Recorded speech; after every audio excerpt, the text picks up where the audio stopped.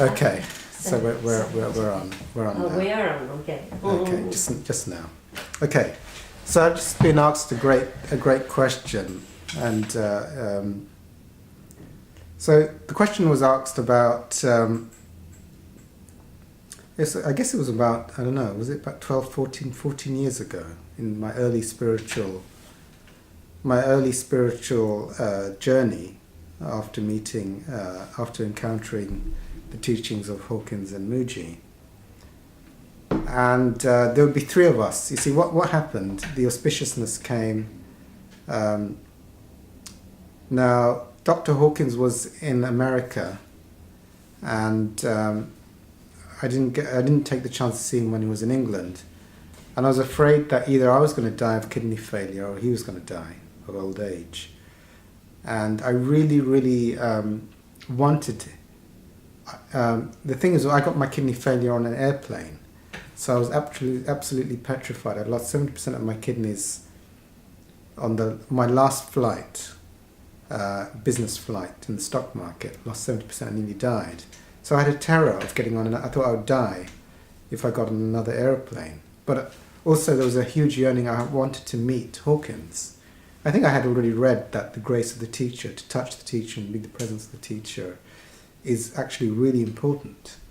It's really important to get that connection and be in the presence of the teacher. It can save you lifetimes of work. So I thought, but I didn't want to die, but I wanted to see him. So I contacted. I had this idea, like maybe I can bring him to London, so I don't have to risk my life on an airplane. And I contacted them. I sent them an email, and they said yes, you can organise for them to come to London. And Hawkins was published by Hay House, and I had the contacts for Hay House, and I was getting in contact with alternatives, and they said yes, but then at the last minute they said they can't come, and they cancelled it. And then I knew it was like I was willing to. Anyway, I was willing to risk my life to meet him, and it was a good thing to do. But they then gave me contacts of all the Hawkins people in the UK who I could liaise with to help me organise his event. And eventually, of the people that were interested in helping me to organise the event in London, two spiritual people agreed. And then we would meet up, the three of us, and we were really, and I introduced them both to Muji, and they loved him. So we were all like Muji Hawkins fans together, and we'd meet up in these threesomes, and we'd watch either Hawkins or Muji on these DVDs. And anyway, one day we put on this Muji DVD, and Muji was basically saying, you've got to chop off your ego. No more thinking, no more this, no more that, no more future, no more person, just chop it off. And he was making these chopping motions with his hands. And then within all three of us, it was a group thing. All three of us, an enormous terror came up, like the death of our egos, the final death. And it happened to all three of us simultaneously. And it was like, it's the last gateway for enlightenment. And we all had it at the same time. And it was, I remember it was like the enormous terror that if I went through that terror, I would never have an ego again. That would be it. And it's like a terror that's not like any other terror you can experience.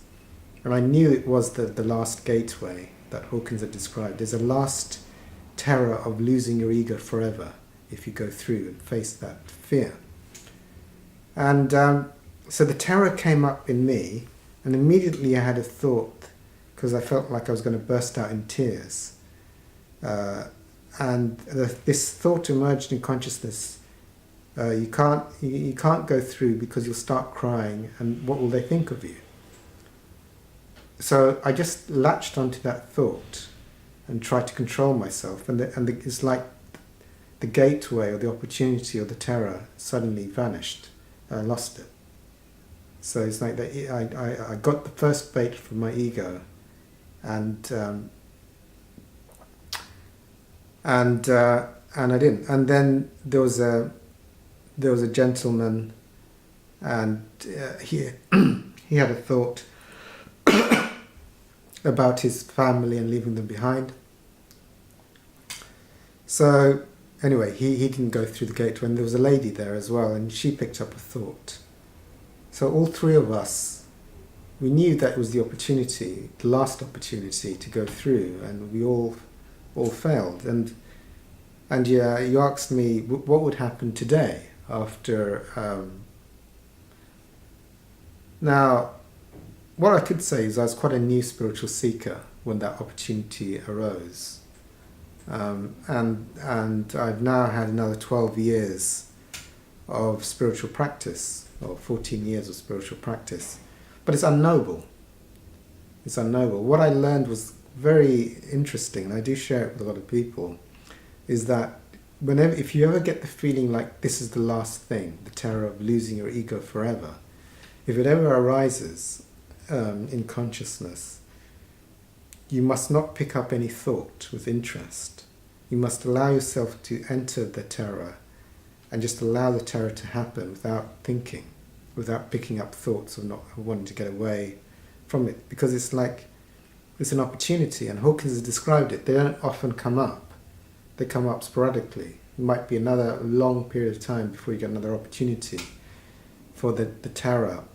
The best way to describe it is the terror of the death of the ego, and that you will not have an ego afterwards. That will be it. It's a different terror, but you kind of know it is that terror when it happens. And the terror is that which you thought you were, and that which orchestrated your life for millennia is to be surrendered. Now, as Hawkins says, all fear is an illusion. Go straight through. Do not run away from it. So, and through that is the loss of the ego and the birth to enlightenment, the infinite love and bliss and limitless, timeless experience of God.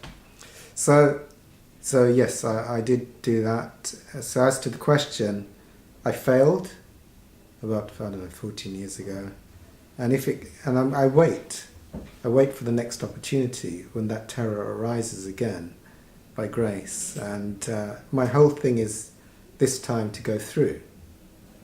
And actually, it's a good question, because what are the thoughts? Well, I think the thoughts for me are obvious, the ones I have to release, and which I'm working on releasing. The two thoughts might be not to leave my parents behind. So those would be the thoughts that, it's like you just be prepared to go through, because what happens on the other side is God's will. There is no ego left, so you're orchestrated by grace any longer. So that which thought it was a thinking entity that was making decisions and things will be gone forever. And it's just grace then which decides the fate of what happens from moment to moment there on in. So, but that is my destiny, because anyone who's interested in enlightenment is destined for that. It just depends whether it's this lifetime or 100 lifetimes to go. How many mistakes you make. How many times you say no, how many opportunities you get. That's the terror. God goes, the terror. You get one this lifetime. You're going to take it, or you're going to come back again. Next lifetime, you can have another go. So they probably do happen. I mean, I intuit that I've done spiritual work in another life, because you don't get to suddenly meet enlightened teachers all over the place by mistake. So it's probably it's a pursuit of my soul to be 100% free. Not everyone seeks enlightenment, but if you seek it, then you will get it. But it's not guaranteed which lifetime you get it.